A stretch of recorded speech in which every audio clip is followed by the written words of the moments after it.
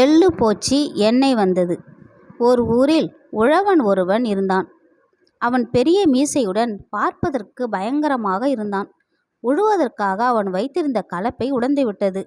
புதிய கலப்பை செய்வதற்கு மரம் வெட்டுவதற்காக பக்கத்தில் இருந்த காட்டுக்குள் நுழைந்தான் அவன். அங்கிருந்து பெரிய மரம் ஒன்றை தேர்ந்தெடுத்தான். நல்ல வைரம் பாய்ந்த மரம். இதில் கலப்பை செய்தால் நீண்ட காலம் உழைக்கும் என்று சொல்லிக்கொண்டே கோடாரியால் அதை வெட்டத் தொடங்கினான். அந்த மரத்தில் நிறைய பேய்கள் குடியிருந்தன. அந்த மரத்தை வெட்டுவதைக் கண்டு அவை பயந்து நடுங்கின. மரத்தை விட்டு கீழே இறங்கிய எல்லா பேய்களும் அவன் காலில் விழுந்தன.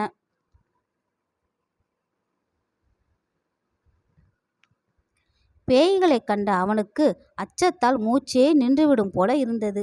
என்ன நடக்கப் போகிறதோ என்று நடுங்கியபடியே இருந்தான். கிழப்பேய் ஒன்று, ஐயா, இந்த மரத்தில் நாங்கள் பரம்பரையாக வாழ்ந்து வருகிறோம். எதற்காக இதை வெட்டுகிறீர்கள்? எங்களுக்கு வாழ்வு கொடுங்கள் என்று கெஞ்சியது. இதை கேட்டதும் அவனுக்கு போன உயிர் திரும்பி வந்தது. தன் நடுக்கத்தை மறைத்து கொண்டான். பேய்களை பார்த்து அதிகார குரலில், நிலத்தில் எள் விதைக்க வேண்டும். புதிய கலப்பை செய்வதற்காக இந்த மரத்தை வெட்டுகிறேன்.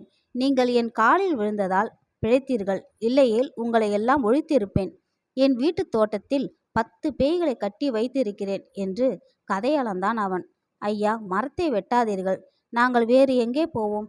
எங்கள் மீது இரக்கம் காட்டுங்கள் என்று எல்லா பேய்களும் அவன் காலை பிடித்து கொண்டு அழுதன. கலப்பை இல்லாமல் நான் என்ன செய்வேன்? என்னிடம் இரக்கத்தை எதிர்பார்க்காதீர்கள். மரத்தை வெட்டியே தீருவேன் என்றான் அவன். கிழப்பை அவனை பார்த்து, ஐயா, உங்கள் நிலத்தில் ஓராண்டிற்கு எவ்வளவு எள் விளைகிறது என்று கேட்டது. 50 மூட்டை. 50 மூட்டை எள் என்றான் அவன். ஆண்டிற்கு 100 மூட்டை எள் நாங்கள் தருகிறோம். இந்த மரத்தை வெட்டாதீர்கள் என்று கெஞ்சியது அது. உங்கள் மீது இறக்கப்பட்டு இந்த மரத்தை வெட்டாமல் விடுகிறேன். ஒவ்வொரு ஆண்டும் அறுவடை நேரத்தில் 100 மூட்டை எள் வந்தாக வேண்டும். வர தவறினால் இந்த மரத்தை வெட்டுவதோடு நிற்க மாட்டேன். உங்களையும் அழித்து விடுவேன் என்றான் அவன். எங்கள் வேண்டுகோளை ஏற்றுக்கொண்டதற்கு நன்றி. நாங்கள் சொன்ன சொல் தவற மாட்டோம் என்றது அந்த பேய். மகிழ்ச்சியுடன் அவனும் வீடு வந்து சேர்ந்தான். அறுவடை காலம் வந்தது. பல இடங்களில் விளைந்த எள்ளை பேய்கள் திருடின. எப்படியோ 100 மூட்டை எள்ளை சேர்த்து அவனிடம் கொண்டு வந்தன. பேய்களை பார்த்து, அவன் சொன்னபடியே எள் கொண்டு வந்திருக்கிறீர்கள். என்னை ஏமாற்ற முயன்றால் நான் பொல்லாதவனாகி விடுவேன். ஆண்டுதோறும் இப்படியே வர வேண்டும் என்று மிரட்டி அவற்றை அனுப்பி வைத்தான். நடுங்கியபடியே பேய்கள் அங்கிருந்து சென்றன. சில நாட்கள் கழிந்தன. புது பேய் என்ற பெயருடைய பேய் தன் உறவினர்களை பார்க்க அங்கு வந்தது. எல்லா பேய்களும் இளைத்து துரும்பாக இருப்பதை கண்டது அது. சென்ற ஆண்டு உங்களை பார்த்தேன். மகிழ்ச்சியாக இருந்தீர்கள். இன்றோ மெலிந்து சோகத்துடன் காட்சியளிக்கிறீர்கள். என்ன நடந்தது சொல்லுங்கள் என்று கேட்டது அது. நடந்தது அனைத்தையும் சொன்னது ஒரு பேய். 100 மூட்டை எள்ளை தேடி அலைவதிலேயே எங்கள் காலம் கழிகிறது என்று எல்லா பேய்களும் வருத்தத்துடன் சொல்லின. புது பேயால் சிரிப்பை அடக்க முடியவில்லை. நீங்கள் இவ்வளவு முட்டாள்களா? நாம் பேய்கள் அல்லவா? நமக்கு தானே மனிதர்கள் பயப்பட வேண்டும். நாம் அவர்களுக்கு பயப்படலாமா என்று கேட்டது. அவன் சாதாரண மனிதன் அல்ல. எத்தனையோ பெரிய பேய்களை வீட்டில் கட்டி வைத்திருக்கிறான். எதற்கும் அஞ்சாத முரடன். அதனால்தான் 100 மூட்டை எள் தர ஒப்புக்கொண்டோம் என்றது ஒரு பேய். போயும் ஒரு மனிதனுக்காக அஞ்சுகிறீர்கள். வெட்கம் வெட்கம். இன்றே அவனை கொன்றுவிட்டு திரும்புகிறேன் என்று புறப்பட்டது புது பேய். வேண்டாம், நாங்கள் சொல்வதை கேள். நீ அவனிடம் மாட்டிக்கொண்டு துன்பப்பட போகிறாய் என்று எச்சரித்தன மற்ற பேய்கள். உழவனின் வீட்டிற்கு சென்றது புது பேய். வாய்ப்பை எதிர்பார்த்து மாட்டுத் தொழுவத்தில் பதுங்கியிருந்தது அது. வெளியூரில் இருந்து வாங்கி வந்த பல மாடுகள் அங்கே கட்டப்பட்டு இருந்தன. புது பேய் என்ற ஊரில் வாங்கிய மாடும் அவற்றுள் ஒன்று. அது முரட்டு மாடாக இருந்தது. புதிய மாடுகளுக்கு அடையாளம் தெரிவதற்காக சூடு வைக்க நினைத்தான் அவன். தன் வேலைக்காரனை பார்த்து, டேய், அந்த புது பேயை இழுத்து வந்து கட்டு.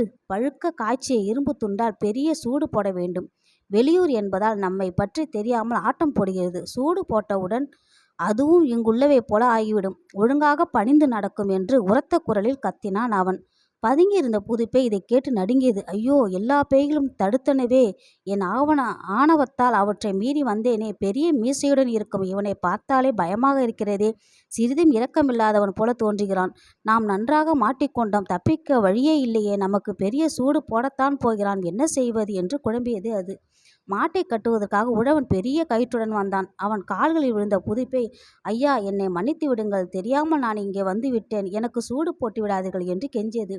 தன் நடுக்கத்தை மறைத்து கொண்ட அவன், என் எதிரில் வர உனக்கு என்ன துணிச்சல், உன்னை என்ன செய்கிறேன் பார் என்று கோபத்துடன் கத்தினான். இவனிடமிருந்து எப்படி தப்பிப்பது என்று சிந்தித்தது அது. எல்லா பேய்களும் என்னை உங்களிடம் அனுப்பி வைத்தன என்று பொய் சொன்னது. எதற்காக அனுப்பினார்கள்? உண்மையை சொல், இல்லையேல் உன்னை தொலைத்து விடுவேன் என்று இடிக்குரலில் முழங்கினான். பேய்கள் உங்களுக்கு ஆண்டுதோறும் 100 மூட்டை எள் தருகின்றன. நீங்கள் அவற்றை எண்ணெயாக்குவதற்காக ஏன் துன்பப்பட வேண்டும்? எள்ளுக்கு பதில் 100 பீப்பாய் எண்ணெய் தருவதாக அவை முடிவு எடுத்தன. உங்களுக்கு எள் வேண்டுமா, எண்ணெய் வேண்டுமா? இதை தெரிந்து வருவதற்காக என்னை அனுப்பி வைத்தன. உங்களுக்கு என்ன வேண்டும் சொல்லுங்கள் என்று நடுங்கியபடியே கேட்டது அது. இனிமேல் எனக்கு எள் வேண்டாம், எண்ணெயாகவே தாருங்கள். ஏதேனும் தவறு நடக்குமானால் உங்கள் அனைவரையும் தொலைத்து விடுவேன், ஓடு என்று விரட்டினான் அவன். எப்படியோ தப்பித்தோம் என்று ஒரே ஓட்டமாக ஓடியது அது. மூச்சு வாங்க காட்டை அடைந்தது. அதன் நிலையை பார்த்த மற்ற பேய்களும் என்ன நடந்திருக்கும் என்பது புரிந்தது. என்ன புதுப்பேயே, வீரம் பேசிட்டு சென்றாயே, அவனை கொன்றுவிட்டாயா என்று கேலியாக கேட்டது ஒரு பேய். உங்கள் பேச்சை கேட்காதது தப்புதான். முடனான அவனிடம் நான் நன்றாக சிக்கிக் கொண்டேன். எனக்கு பெரிய சூடு வைத்து இருப்பான். அதை இப்பொழுது நினைத்தாலும் என் உள்ளம் நடுங்குகிறது. என் அறிவு வேலை செய்தது. எப்படியோ அவனிடமிருந்து தப்பிவிட்டேன் என்றது புதுப்பேய். அவன் பெரிய ஆளாயிற்றே, அவனிடம் என்ன சொல்லி தப்பினாய் என்று கேட்டது ஒரு கிழப்பேய். 100 மூட்டை எள்ளாக தருவதா அல்லது 100 பீப்பாய் எண்ணெயாக தருவதா என்று கேட்டு வர நீங்கள் அனுப்பியதாக சொன்னேன். அவனும் இனிமேல் 100 பீப்பாய் எண்ணெயே தருமாறு கட்டளையிட்டான் என்று நடந்ததை சொன்னது புதுப்பேய். என்ன காரியம் செய்துவிட்டாய்? 100 மூட்டை எண்ணெய் கொடுத்துவிட்டு 100 மூட்டை எள்ளை கொடுத்துவிட்டு நிம்மதியாக இருந்தோம். இனிமேல் 100 பீப்பாய் எண்ணெய் தருவதாக சொல்லிவிட்டு வந்திருக்கிறாயே. அவ்வளவு எண்ணெயை சேர்ப்பதற்காக நாங்கள் தூக்கம் இல்லாமல் துன்பப்பட வேண்டும். நாங்கள் தடுத்தும் நீ கேட்கவில்லையே, இனி என்ன செய்வது என்று வருத்தத்துடன் புலம்பின. எல்லா பேய்களும் தங்கள் தலைவிதியை நொந்து கொண்டன. ஆண்டுதோறும் உழவனுக்கு 100 பீப்பாய் எண்ணெயை தந்து வந்தன. தன் அறிவு கூர்மை தன்னை காப்பாற்றியது. உழைக்காமலே வளமாக வாழும் வாய்ப்பும் வந்தது என்று மகிழ்ந்தான் அவன்.